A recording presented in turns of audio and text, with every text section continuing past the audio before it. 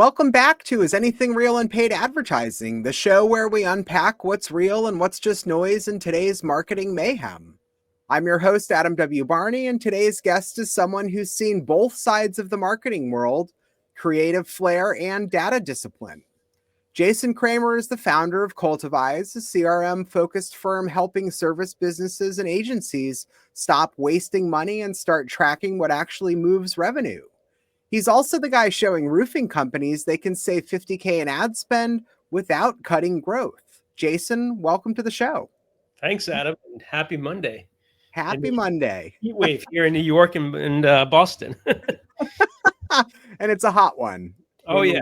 We're recording today. It's a taste of what it's like living in Vegas, I guess, in Arizona. It's like. Oh, this world that we live in. There we go. All right, let's dig in though. So you were running a boutique agency in the early 2000s. What made you pivot fully into CRM and automation work? So, it was the thing that you made a reference to in the intro, the idea that so many companies think that marketing is important, which it is. But a lot of times marketing is often looked at as an expense item on the P&L, right? It's like, we have to do it. We're going to spend 2%, 10%, whatever we're going to spend, we're going to spend something. And I think a lot of times companies, I know, right? And I think you know too, a lot of times companies are just spending that money out of circumstance. Like, we just have to do it because it's kind of what you have to do. And very often they're not connecting the dots between that marketing effort, the lead gen, and then the sales activity. And so therefore I was like, this is a crazy, thing that's going on. And when we started getting into CRM a lot in my old business, I said, this is how we're going to fix it, right? If a CRM is properly set up, we can easily connect the dots, trim the fat, and find out what works, pour more gasoline on the fire, and just hit the pedal and start going. And so that's why I sold the agency to start this, because it hovers around everything else, right? So we'll jump into it, but that's natively the reason of why I started. That's an incredible story about, something that you noticed though through that work of clients who are spending big on marketing, but had no system that allows for that tracking and that follow-up in a way that actually makes sense. Maybe as an example, I love that story about the roofing company that you shared with me, where you saved them from burning through tens of thousands. What clicked for you in that example conversation? What clicked for you in that moment? So I think the common thing, Adam, so that was where I should say is, right? Still in business, a 25-plus-year-old family-run roofing business, probably doing about $7-8 million a year in revenue, just in terms of your audience understanding the size. And the owner had the mindset, which a lot of business do, where a marketing, opportunity comes to you. Hey, advertise on the local TV network, advertise here, advertise there. And you don't want to always turn it down, especially if you potentially have some revenue, even if you don't, to put into that, because you're like, well, what if my competitor is doing it? I need to be on Angie's list. I need to be here. I need to be there. Right. And so what clicked really was the fact that I saw this particular client was spending about almost $85,000 a year on marketing. And from everything I knew they were doing, I knew everything clearly wasn't working. Without even looking at the data, I just had a feeling that it all wasn't working, because he was so spread thin in his marketing strategies. He had so many kind of hands in the pot, different companies doing X, Y, Z. And so I said to him, Tom, this is very easy. We're going to start tracking everything you're doing. Your door hangers, your direct mail, anything physical, we're going to put unique QR codes on everything. Will somebody still call you? Yes. But instead of putting the website, let's try to prompt them to scan that QR code, go to a specific landing page. We'll track what's coming in. Right. Same thing for all of the digital you're doing. Let's get that all tracked in the CRM. Mind you, they did not have a CRM add-in before they started working with us. Everything was managed in a Google spreadsheet, all manual. And so because of that, when a new lead came in, what were they doing? Whether, from a form or on a website or a call, they were writing things down on a basically a lead sheet on a piece of paper. So there was no consistency. There was no cleanliness of data. And I said, Tom, one of the things we need to do beyond tracking all of these things, because we can only track when someone fills out a form. I said, but what about the phone rings? What happens? And so they had two different, girls in the front office answering the phone. And I said, one of the questions they need to ask right away before, tell me about your roof, what's your address? Thank you so much for calling us. How did you hear about us? And on a custom digital form I'm building for them, right, which is part of our training, there's going to be choices. I heard you about an Angie's List. I saw a TV commercial, right? And we're going to train them to ask how they heard about you.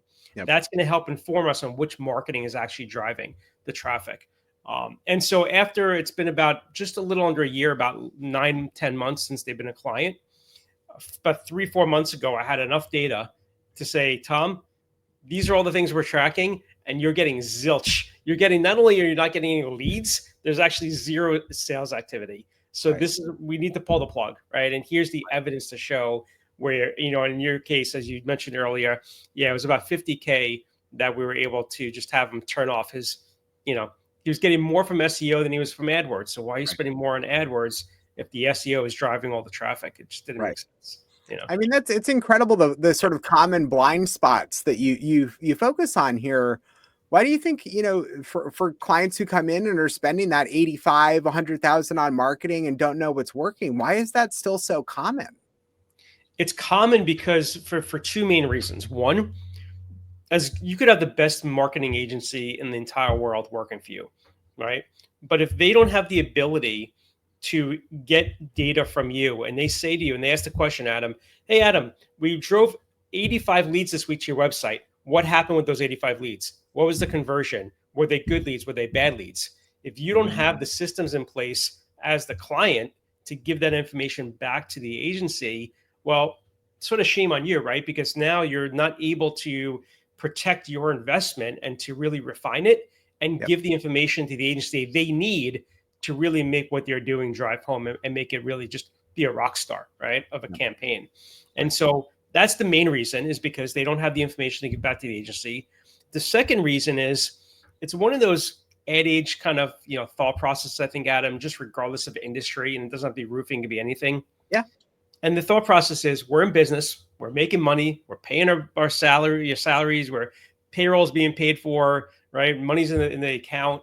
So why change, right? Why do anything different? It's working, Yep. and you're Right. caught in this like machine of kind of old behavior, and you don't realize it could be made more efficient. Sometimes it's ego, sometimes it's stubbornness. But if you could push that aside and sort of say, okay, well, there is a better way to do this to make it more efficient, you are going to be able to have that information to make that change. Humans love to be comfortable as much as we hate to admit it, right? That comfort is something that routine, that history is something that we fall into. And I think that that's probably, probably one of the pieces that comes into it. But, how does that tie in then to what you see as the biggest conversion opportunities that most companies are overlooking?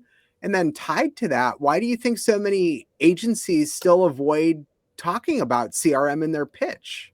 Sure. So I'll answer the questions in the order you asked them. So I think the opportunity beyond fine tuning which marketing is actually working for your business when it's properly connected, and really it has to be a CRM to do this. And it can't be like a Monday.com. That's not like a tool that's going to be needed, right? You need like a HubSpot type of a platform, something Yep. that's going to be sophisticated enough to connect all these pieces together. Now, I should say, this is not complex for us because we've been doing this for almost 20 years, right? So even though Cultivize has only been around for about 7 years, I was doing this before, right? And so Yep. Cultivize, I mean, while we focus, we're not a marketing agency, I should say that. Yep. We don't do lead gen. Our world is in the CRM, helping build them, helping customize them, train the team, etc.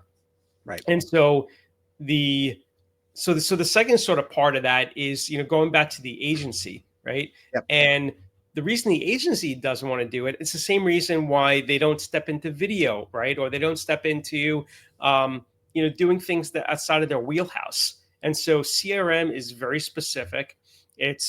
Every platform is very unique. So even here at Cultivize, we don't build every platform out there because, we'd be mediocre at doing every single one. We want to be great at working on a few different ones. And so think about the cost and time to hire a few people at an agency to get them to be at expert level on not just one, but a few maybe CRMs. That's going to be a couple $100,000 in revenue that in salary that they're going to have to pay. And it's probably not a burden and something they want to do, and they don't see it as profitable. And so that's the number one reason, I think, right? It's like they're in their lane, they're really great at what they do, and they don't want to you know, teeter off of that to negatively impact what they're good at to bring on something else that they're maybe not as well versed as. I appreciate that. And I mean that focus on nurture and conversion is so critical here. But say if one of your clients had 250K that just magically fell into their hands to spend this year, why would you coach them to invest that in back end systems before front end ads? So the reason is that you can't go retroactively back and track the data, right? So we need to Mhm. have the systems in place before your AdWords starts running, before your TV or radio commercials start running. All these Yep. systems need to be there ahead of time, right, in order to track that performance. It's virtually impossible to go back retroactively and make heads and tails of any data, any information. So that's the reason, right? And now out of 250K, you might, depending on, of course, the system and what you need, you might only spend 15 to 30K of that on Yep. a CRM system that's sophisticated enough to track all this. So there's still plenty of budget. Yep. We're not talking about a Salesforce implementation that's going to cost you 150K, 200K. Like that's overboard for certainly for the companies we work with. We Yeah. don't need that. You know, Not to say that our systems aren't as sophisticated, but that's an enterprise level solution. We don't, Right. our clients are, the roofing company and maybe a little bit under, a couple million Yep. dollars in revenue up to maybe a couple hundred million in revenue. We're not Mhm. at that huge size and we don't want to be, right? Because the red tape's there and all these other things are there. So we're able to move a lot quicker in typically, small organizations, privately held that are, under like 200 people. Yeah. Interesting. What hearing all of this, what CRM feature do most people either underutilize or misunderstand most commonly in the clients that you work with there at Cultivize? So I like to use this analogy a lot, Adam. Think of the visual of a car dealership, okay? And someone walks into the car dealership, into the showroom, and they're looking around. They're there for 10, 15 minutes looking at different cars. They sit in one of the cars, Yep. they're grinning. They got the hands on the steering wheel, and they're there for like a half hour, and nobody comes over to talk to them. That's what's happening with majority of companies in Oh, respect to their CRM. And what I mean by that is if your CRM, if you don't have one, or if it's not set up properly, you're not seeing what I call the hand raisers. You're not seeing the buying signals when somebody's coming back to your website, looking at your content, downloading and watching videos, downloading ebooks, opening and engaging in your newsletters. If you're not tracking all of that, which ties into your features, into a feature which is very commonly called lead scoring. And if the lead yeah. scoring isn't set up properly, you're never going to know who are the cold leads, warm leads, and hot leads that are in your system. We've been both in business a long time, Adam, right? You and I, Yep. right? I think it's fair Right. to say. Not everybody's going to fill out a form. Not everybody's going to call you and be like, hey, Adam, I saw this 5-minute video. I want to buy today. Here's my Yep. checkbook. Where do I sign? Right? They need to be educated. They need information. And so if you're not dispersing that information to them, sort of that's a problem. But if you are dispersing info, which is time and money, right, and content and all these Yep. things, but you're not tracking who's absorbing it, then sort of shame on you because now you potentially have missed an opportunity to close a deal, and that person might be now going to a competitor. Yeah. That's wild. Thinking a little bit, just taking a little bit at different angle with the business. How do you white label this with partners? Yeah. So great question. I love it. So every relationship we have with an agency is unique. And when I say that is because each agency has unique relationships with their own clients, right? So we have some agencies where they say, hey, Jason, we would love to do more than just generate leads for our clients. We know that a lot is on our clients' shoulders to close those deals and to nurture the relationships. And if they're not doing that, then ultimately they may fire us Yep. because they're going to say, hey, like we haven't seen any spike in revenue. We just dropped, 10 grand with you this year, whatever the number is, Yep. and nothing's changed. Clearly the marketing's not working when it usually is an issue with the client, right? That Yeah. can be fixed. So a lot of times the agencies will say, can you be part of our team? We're a team of 6. We're not a big team here at Cultivize, but we Yep. could morph our team into, and we've done this for dozens of agencies, where Now, Jason, Heather, Reed, whoever it is on our team is not part of that agency. We're attending meetings as part of the agency team. We're Mm, talking to clients as part of the agency team. Cultivize doesn't even come up in the conversation. right. Agencies are paying us, they're billing their client. And the nice thing is we also do a rev share with the agencies. So in addition, where there's no out of pocket really expense in a way, Yep. now there's an opportunity where the agency could actually earn revenue. They don't have to pay us a salary to be part of the team. It's Yeah. just built into the services. In the same way we talked before, that you would outsource video or you would outsource, other things you might need, Yep. and you might have a little bit of a markup. It's the same thing with the agencies, right? And the CRM services. An agency once told me, and this is a great, again, I love analogies, but it's one I'll Yeah. steal from them.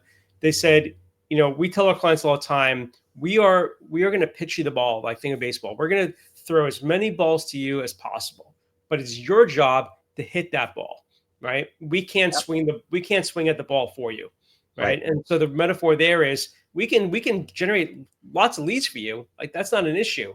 But if you're not responding and if someone calls you or fills out a form and you're waiting 2 days to get back to them, that's a problem. Like that's not something we can That fix as an that's when you agency. just Yeah, wave goodbye to that right. lead. Right. Exactly. And so that's where I think a lot of agencies get frustrated because they don't have the bandwidth or the skill set or the ability to Mm, talk to the sales team, to help the sales team create better processes. That's those are the things where Cultivize can step in and help the agency problem solve on those issues. I love it. Jason, what CRM myth drives you the most nuts? Ooh, that's a good one. Um, Myth. Well, I would say that, and I'm not sure if it's really a myth. I think it's more of a perception that CRM implementation is difficult. And it's difficult if you don't know the right way to do it. Just like riding a bicycle for the first time is difficult if you Yep. don't have any guidance. But think of us called Cultivize, like we're not putting on the training wheels, we're holding that back seat at them, and Yep. we're going to help you right until you get stable. And Right. even then, we'll continually coach. So I think the idea that this is a terrifying, complicated, like highly expensive thing to do to kind of get a CRM up and running, or it's going to be disruptive. I think that's another thing we talked before about the behavior.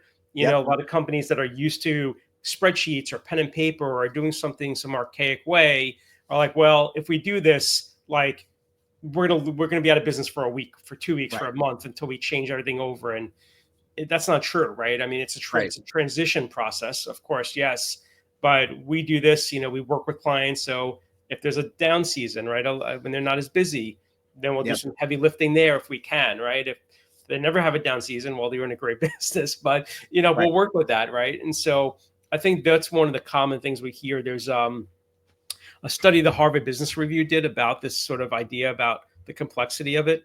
And they said that nearly 68% of businesses will fail, 68, at Yep. trying to implement their own CRM for those reasons, right? They've never done it before. They don't know how to do it. They don't have the support, the guidance. But it doesn't have to be that arduous challenge. It can be easy. And the reality is for a lot of our clients, we're up and running typically in 4 to 6 weeks. The CRM is fully built out, team is trained, and we're going, you know. Wow. So we go pretty quick. That Harvard business study is probably a stat that you keep in your back pocket that you share almost with every client that you work with, right? That's incredible, the Oh power yeah, that comes into play there.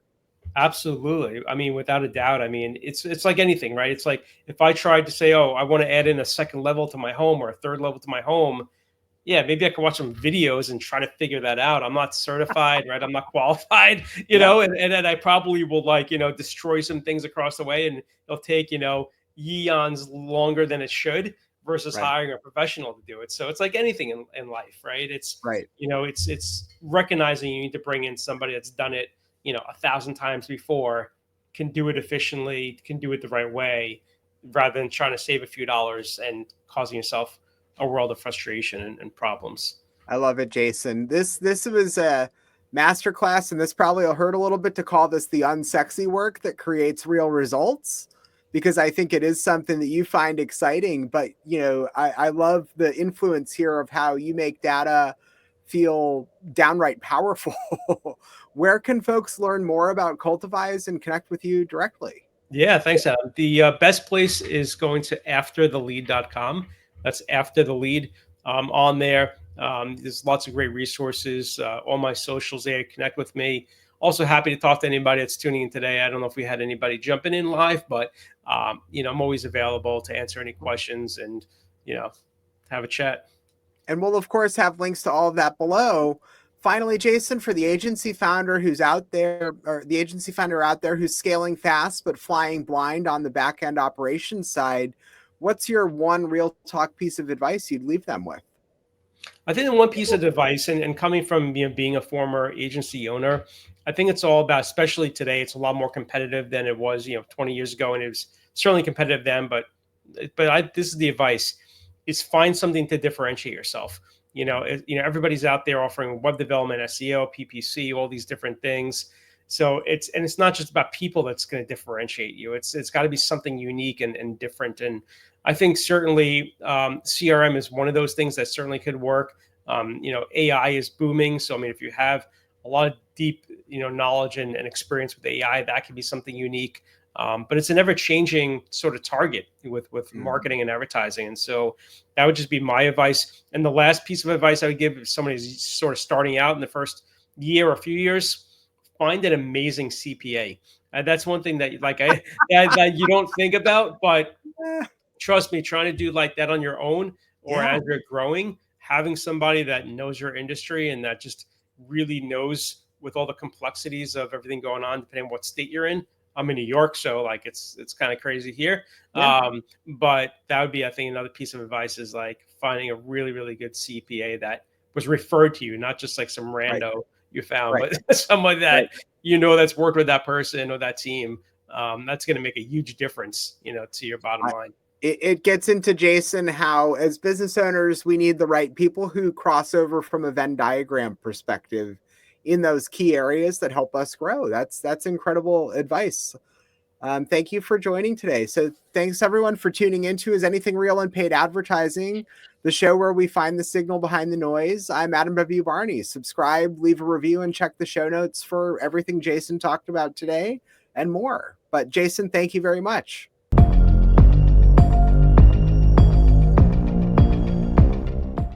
Scaling fast, but who's flying the rocket? If you're a VC-backed founder, 7 to 8 figure operator, or executive team scaling fast but heading toward burnout, I help you rebuild your energy system, reclaim 10 to 20 hours a week, and lead with clarity, stamina, and execution energy. 2 seats open now. DM me recalibration or go to adamwbarney.com to lock in a clarity call. Clarity over chaos, always.